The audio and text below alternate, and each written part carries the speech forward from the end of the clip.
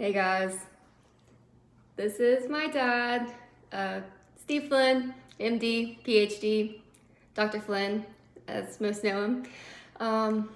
He's kindly agreed to go over some eye stuff for this exam, and we figured YouTube was the easiest way to do this, so here we go. We're gonna just start. We just narrowed down the study guide to just the eye questions, so I just do eyes. yeah, don't ask him about ears. All right. So for characteristics, symptoms, treatments of glaucoma, you just want to. Sure. Glaucoma is a very common disease. I think your teachers have talked about two basic forms, one being primary open-angle glaucoma and the other being acute angle closure glaucoma. We'll talk about POAG, primary open-angle glaucoma, first. It's very common. I believe your book correctly identifies it as the leading cause of irreversible blindness in African Americans in America, and maybe the second leading cause of blindness overall. We in ophthalmology call it the silent thief because it typically has no symptoms and no signs until the disease is very, very advanced. So the risk factors for POAG, there are 5 of them. There's the patient's race, with African American being the highest risk factor. People of Hispanic origin are also at increased risk. There's age. People over 50 are at a higher risk.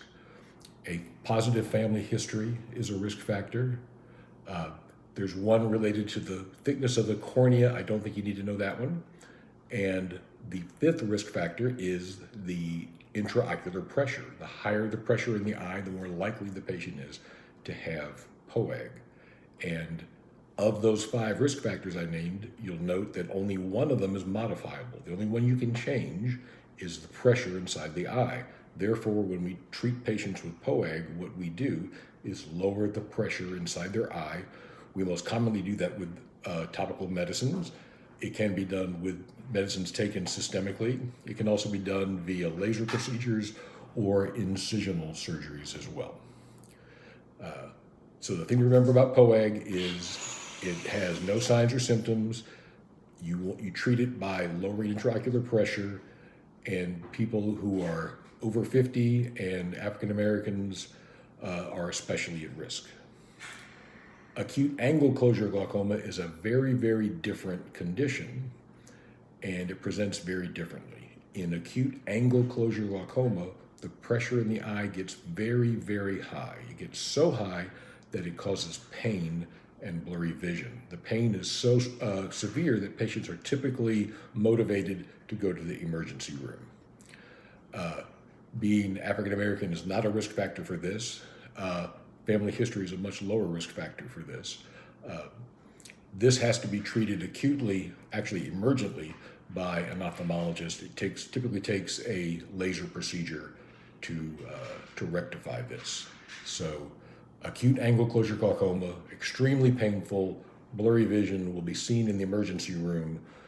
POAG will be something you pick up on screening. The patient typically will have no complaints. If a patient tells you, "Doc, I feel like I'm looking through a tube," they may well have POAG, but they have severe end-stage disease at that point, and that patient is probably going to be functionally blind, if not completely blind, for the remainder of their life.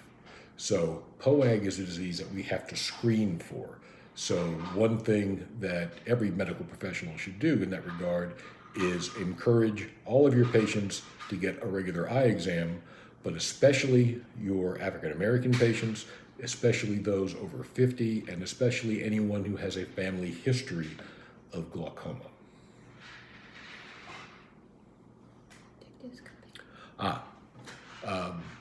Your book mentions the appearance of the optic disc or the optic nerve. It becomes cupped in POAG. What this means is that over time, damage done to the optic nerve by the glaucoma process causes the indentation in the center of the nerve, we call that indentation the cup, causes it to become progressively larger over time. So the optic nerve is shaped kind of like a donut, and a healthy optic nerve will have a small hole in the middle. A glaucomatous nerve, the hole will very, very slowly over many years get larger and larger, and the rim will get thinner and thinner. And that process is called cupping. So a glaucomatous optic nerve will be more cupped than a non-glaucomatous nerve. I mean, What else about glaucoma? it's talking about, the different drugs, drops that you use, but I mean, that's kind of just like, if there's anything you can teach about them, then, be my guest, but that's just kind of like studying this table, I think, for... The table lists several common drugs that we use. Beta blockers are very common. They work very well. Most patients tolerate them really well. The thing to know about beta blockers is in some of your patients, they'll have systemic effects. For example, it might slow their heart rate. In some elderly patients, it can make them depressed. If a patient has lung disease, like asthma or COPD, it can make them short of wind. Other than that, though, beta blockers are very well tolerated. The book also mentions latanoprost, which is Zalatan. That's a completely different drug that works by a completely different mechanism, makes the eye a little red, a little irritated. Other than that, doesn't have much by the way of side effects. Probably I would guess those are the only two you're going to encounter on a regular basis. And if I were your teacher, which I'm not, but if I were, those would be the ones I would ask you about if I was going to ask a question about glaucoma medicines. But he's not our professor, so That's true. don't just focus on those two. Fair. They might blame us for that. Good point. Okay. Anything else about glaucoma? Minimize or identify risks. You kind of... Yeah, the risks for glaucoma we mentioned, family history, age over 50, being African American or Hispanic. So these are the things that should clue you in that the individual in front of you needs to be screened for glaucoma. So that's just like getting their pressure, right? Someone should check their pressure, and ideally they would also look at their nerve, do an examination, a dilated fundus exam where they inspected the optic nerve and checked it for cupping. It would also be good if a formal visual field test was done to check for visual field loss. You can check a patient's visual field by having them count fingers, but that's a very crude method and it won't pick up glaucoma damage unless it's very advanced. Okay. So I think that's it for the glaucoma. So the next is just the definitions of photophobia, diplopia, and stuff. That's essentially just definitions. Is there anything that you think by like explaining would be easier to grasp? I think most of them have a pretty straightforward definition. Entropion and ectropion, it can be hard to keep those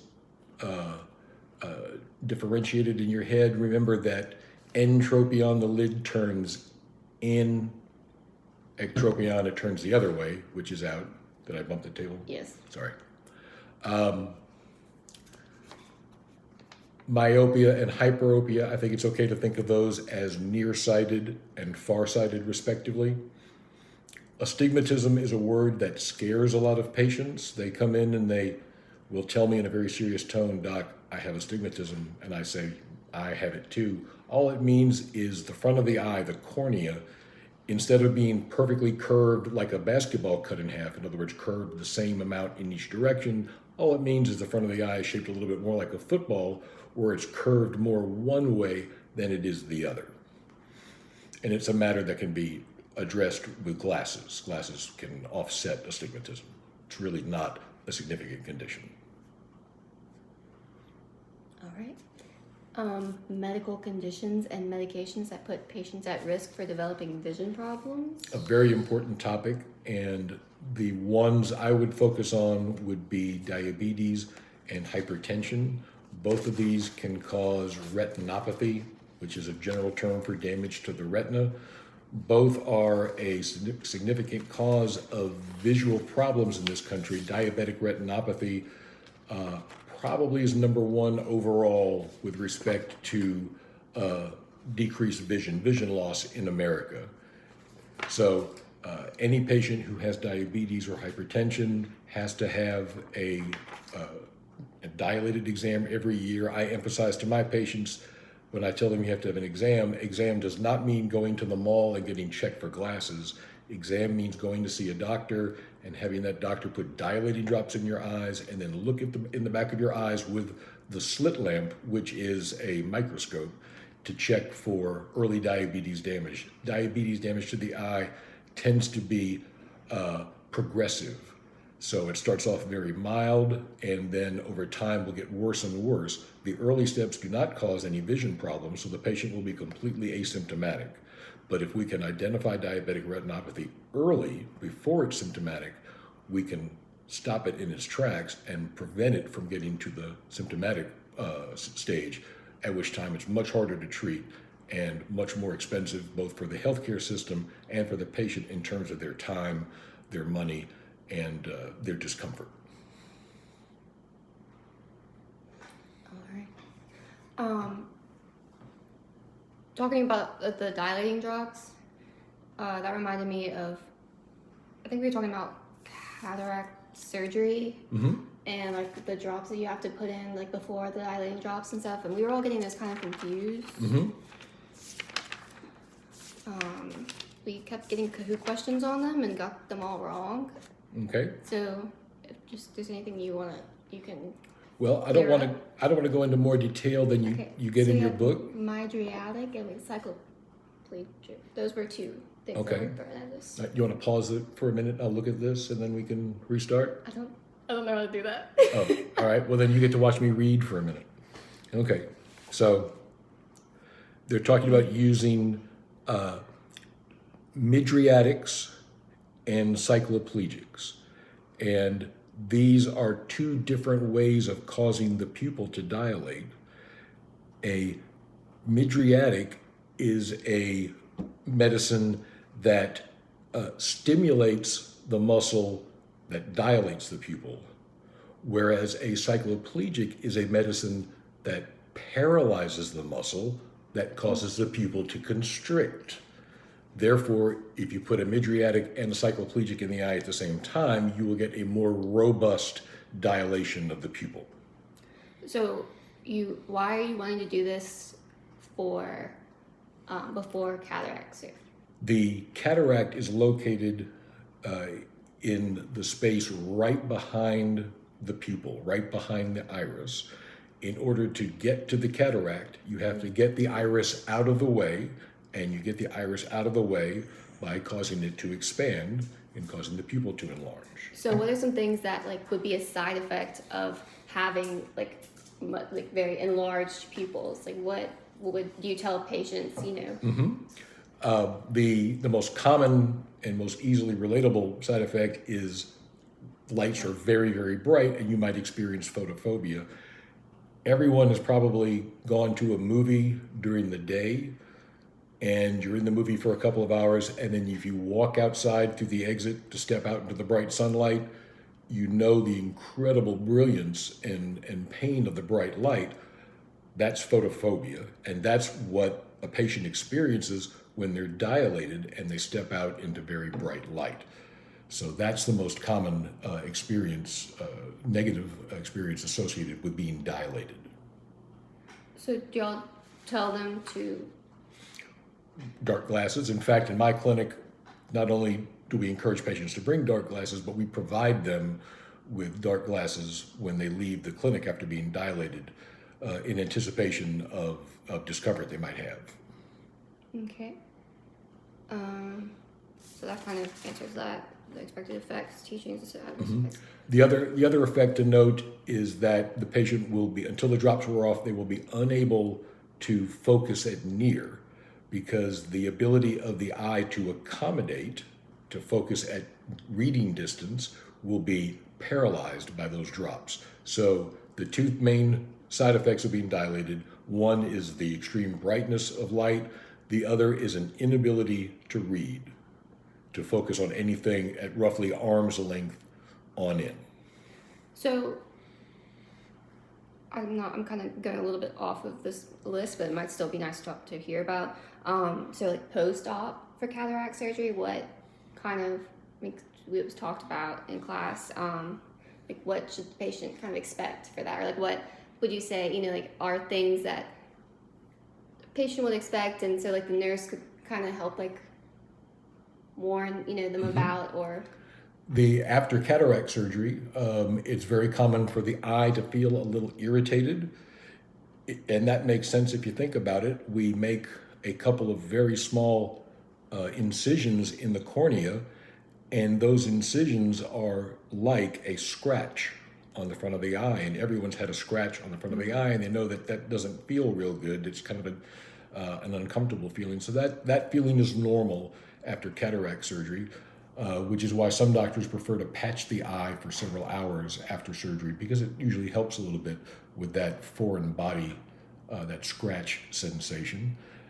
Their vision, you expect it to be blurry for the first day or two.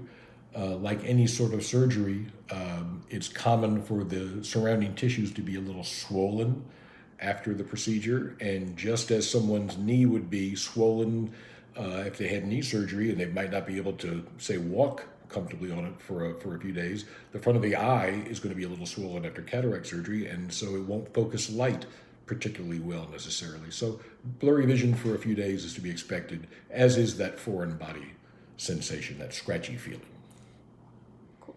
Since we're talking about cataracts, we can go ahead and just do the symptoms, identification, and risk factors for it. Cataracts are essentially universal. What I tell my patients is if you live long enough, you get cataracts, kind of like gray hair. No one knows precisely why cataracts develop in the eye, but they do develop in literally everyone if they live long enough. The lens in your eye when you're born, if you're fortunate enough to be born without a congenital eye problem, the lens is completely clear.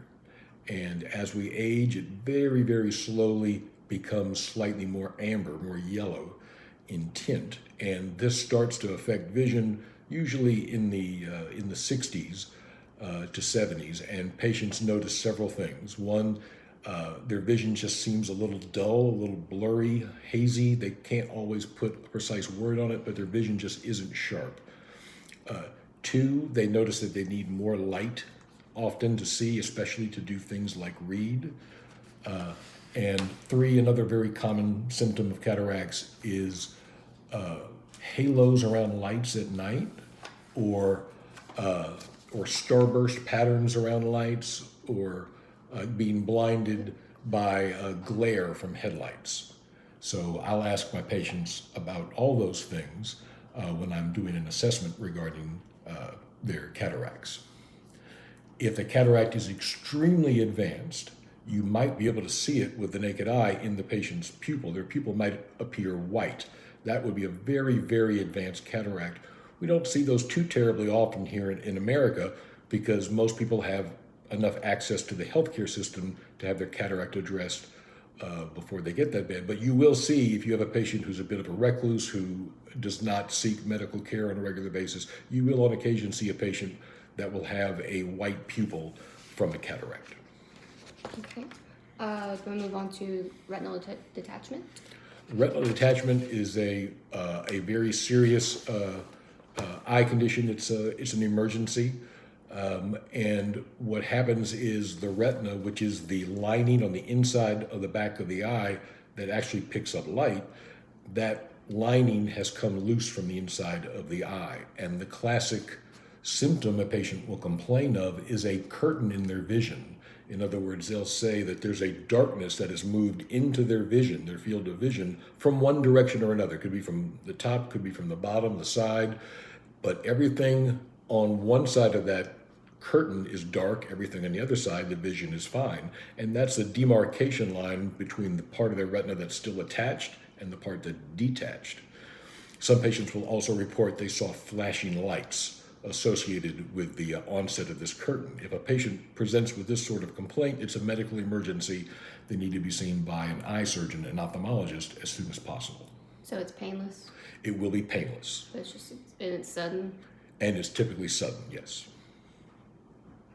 Risk factors. Risk factors are older people get them more commonly than younger people. Trauma is a risk factor. People who are very, very nearsighted, very myopic, and if they have a family history, as in most things, a family history puts you at risk. If they've had surgery, if they've recently had intraocular surgery.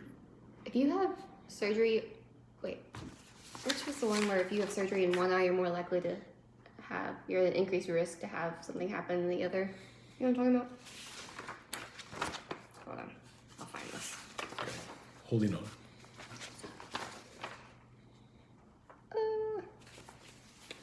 Anything else you want to say about I'm just. retinal detachment while I'm... The other one thing we could talk about is macular degeneration. I think that's on the list. Yes. Macular degeneration. We found it. I found it. The book is making the correct point that another very important risk factor for retinal detachment is retinal detachment, meaning anyone who's had a retinal detachment in one eye is automatically at increased risk for a retinal detachment in the fellow eye.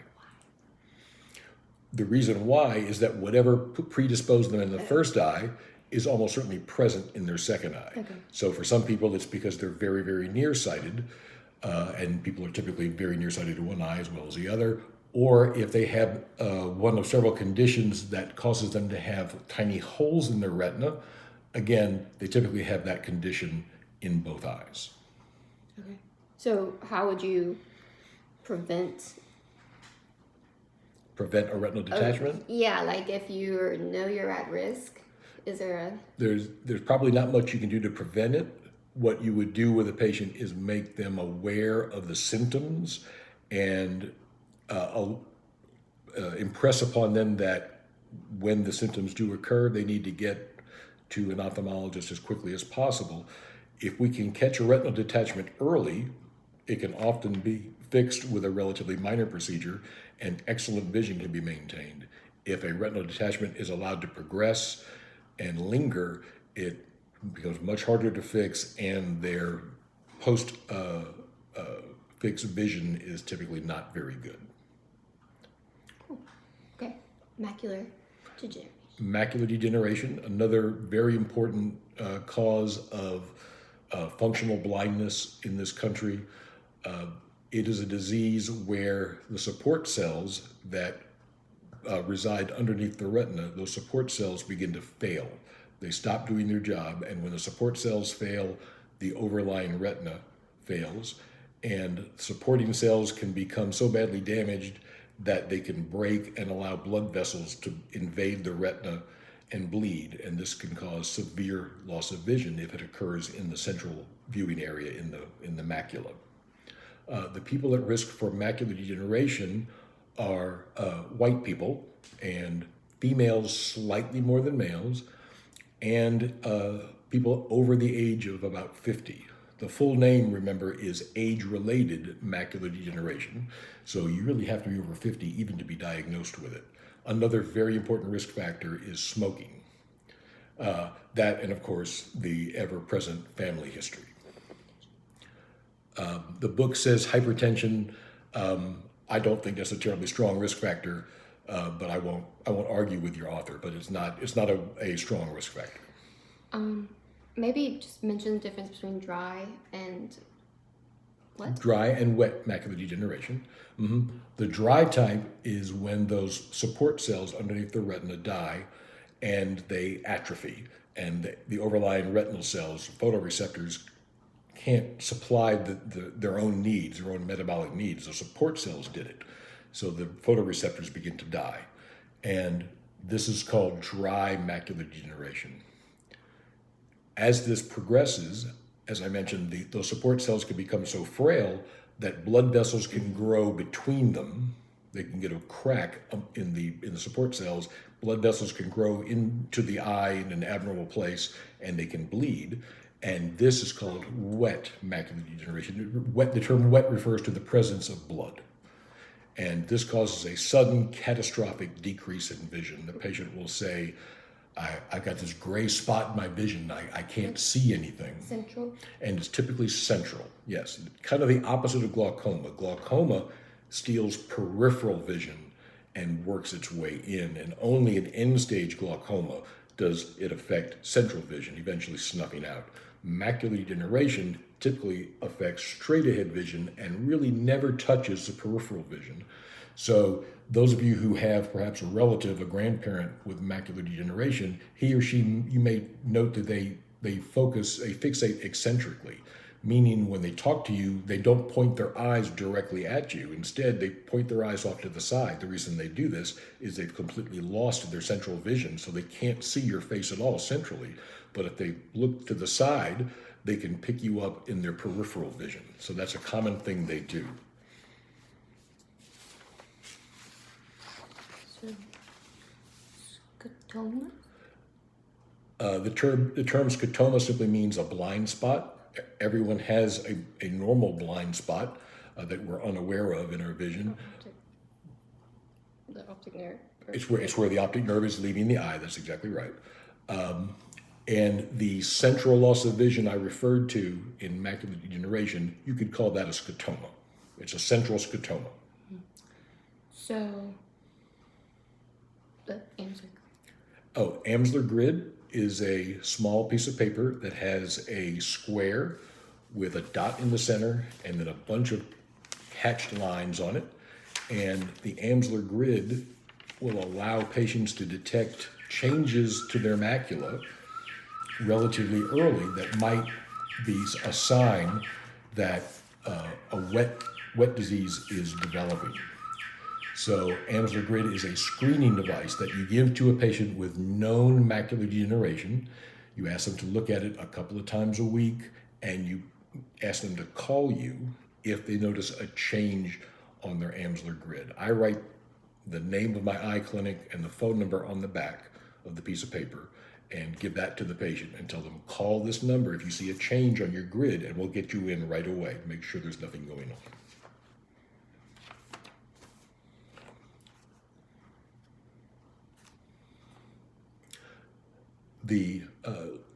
Ellen is pointing to the term Ishihara on the study guide, and the Ishihara is short for the Ishihara isochromatic color plates. It's simply a screening test for color vision. It's the one most of you have probably done, where it's a circle made up of dots of different colors, and the circle contains a number or two numbers, or perhaps it contains a path in a different color. And this is a very quick screening test for color deficiency that I cannot pass because I'm colorblind. The eye doctor. 7% of the male population. That's why we dress the way we do. Badly. The Tonopen?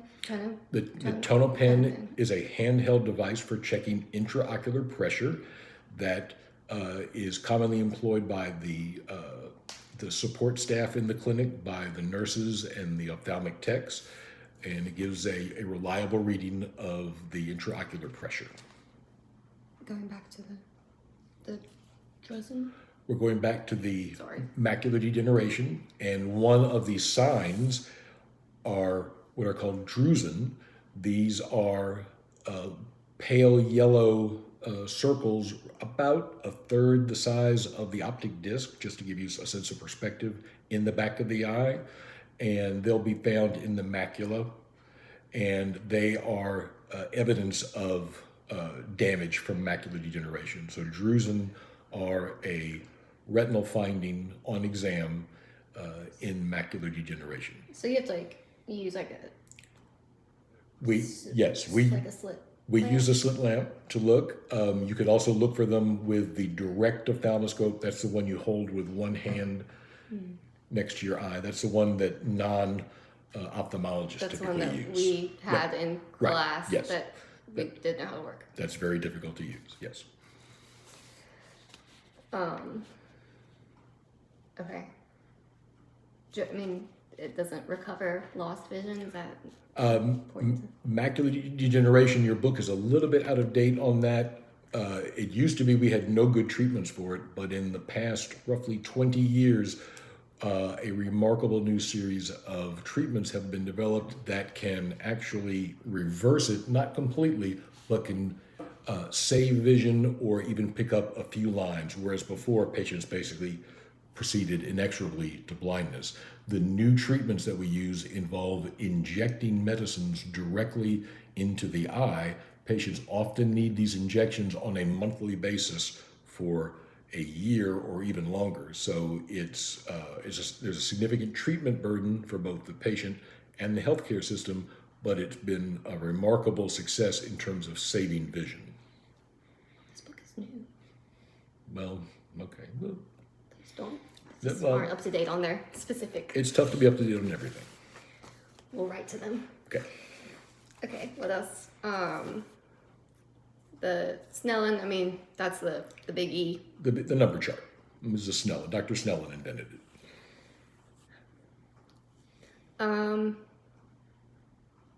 I mean, patient-centered care, that's a nursing term, doctor. And so visual impairment such as legally blind. I mean, you could just kind of throw things out about like just sort of generalize, like, I mean, you know, there's someone who's legally blind, like assistive devices kind of things. Yeah, it's very important that patients realize that there's always things that can be done to improve the quality of their life and their level of function. So there are many resources in the community, therapists, occupational therapists, vision therapists, people who can come to a low vision patient's home and help set up their home in a way where the patient can use the vision they have to function at home.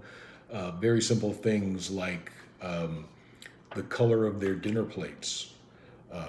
They'll have dinner plates that are dark on one side, bright on the other, and you put dark food on the white part of the plate, and white food on the dark part of the plate, and you can see it better. They can do adjustments to the thermostat at home so a low vision patient can read it. They can help them with their checkbook. It's amazing the things that can be done to assist low vision and people who are blind in terms of performing their activities of daily living. So one thing you always want to do with low vision and blind patients is to make sure that they avail themselves of the resources that are out there, that they know they're out there, and that they don't sort of wallow in a sense of hopelessness, which would be very easy to do when you've lost your vision. You can use the phases of the clock to explain, like food for plates. Yes, sure. Mm-hmm. I can't think of the words. Contact lens teaching. Don't sleep in them. Yeah. Even the types that you are allowed to sleep in, I still tell my patients best not to. The main thing with contact lens is encourage patients to be scrupulous in following the manufacturer's recommendations regarding how the lenses are handled, how they're cleaned, and how often they should be disposed of. The people who get in trouble with their contacts are the people who don't handle them properly, don't clean them, don't throw them away when they should, sleep in them when they shouldn't, etc. So what would be like a sign, or say it starts getting irritated? What do you do? Like, do you? Well, if a contact lens patient complains of foreign body sensation, if their eyes are red, these are sure signs that they are overwearing their contacts. Even if they tell you they're taking care of them properly, it may simply be the case that their eyes do not handle contacts well. And you need to encourage those patients to get back in touch with their eye care professional and get reevaluated. So don't wear them then? Like if you're experiencing those If a patient came and said, my eyes are really irritated, I would encourage them not to wear their contacts. The dilemma you run into, of course, is you have Not seeing. patients who don't have a backup pair of glasses, and without their contacts, they can't function, they can't drive, they can't see to work, which is one reason I encourage my contact lens patients to have a pair of glasses and to give their eyes breaks from their contacts whenever possible. If a contact lens patient ever shows up with a white spot on the front of their eye that you can see with your naked eye, that's a corneal ulcer until proven otherwise. And that's a medical emergency. They have to go right away, right then, to see an ophthalmologist or to an ER, someplace that can render the appropriate care. So if you see a white spot on the front of the eye of a contact lens wearer, corneal ulcer, and they are at risk for the eye literally perforating from that ulcer, eating into the cornea and eating its way through. So they have to be treated right away. And you can impress some people with that. If you catch that, you're welcome. Dr. Flynn, everyone. This is what I was trying to conjure up in my mind, but couldn't. We kind of touched upon it. The book says, teach them the importance of following recommended cleaning practices and reporting redness, sensitivity, etc. I think we touched upon that. And take your contacts out if your eyes are bothering you. Come on.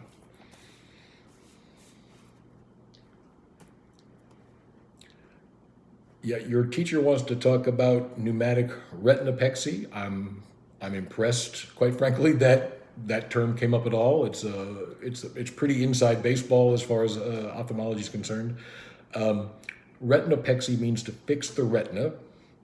Pneumatic refers to air, and so pneumatic retinopexy involves injecting air into the eye, and then air in a fluid in the back of the eye. Air is going to rise to the top. So if you have a part of the retina up here that needs to be pushed against the eye wall, say there's a little tear right there you're trying to fix, and you want to push it against the eye wall, if you put a bubble, the bubble will push up against it and hold it in place against the eye wall. Now that works out really, really well for you if the hole is at the top of your eye. But what if the hole is in the back of your eye?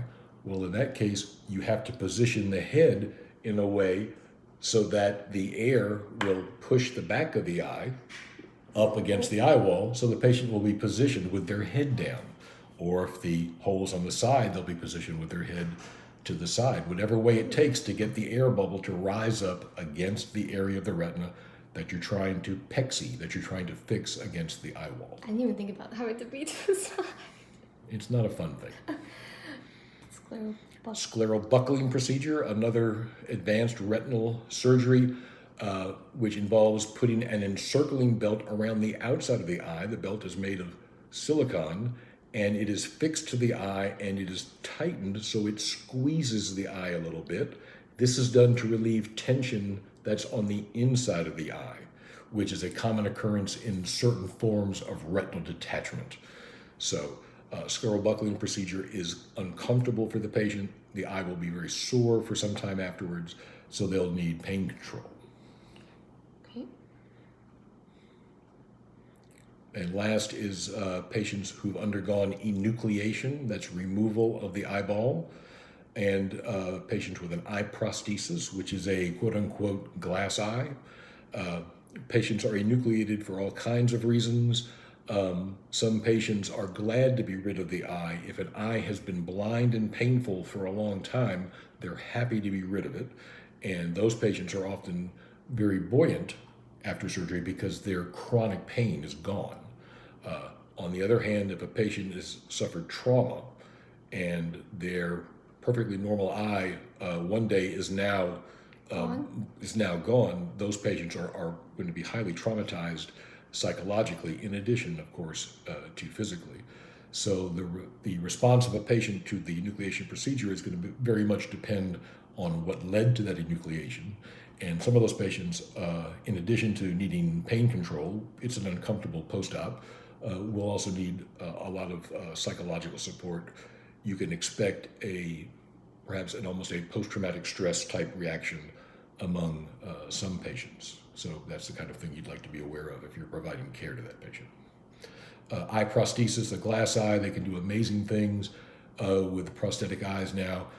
One thing to note is, unlike what you see in the movies or on TV, a glass eye is not like a marble. It's not round. It can't pop out and roll around on the table. It's a shell, sort of a curve, and it fits behind the lids on top of a sphere that's been implanted inside the orbit. And so when they take their glass eye out, it's this shell, and they have to take it out on a regular basis and clean it. It has to be polished by an ocularist. Those are the people, the artists who create these and color the iris part to match the iris in the patient's fellow eye. And so it's like any other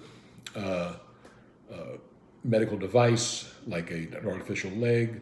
It's something that has to have regular care, and there are guidelines for that. And so your job would be to encourage the patient to keep his or her appointments with their ocularist and to perform their regular maintenance in terms of cleaning their prosthetic eye.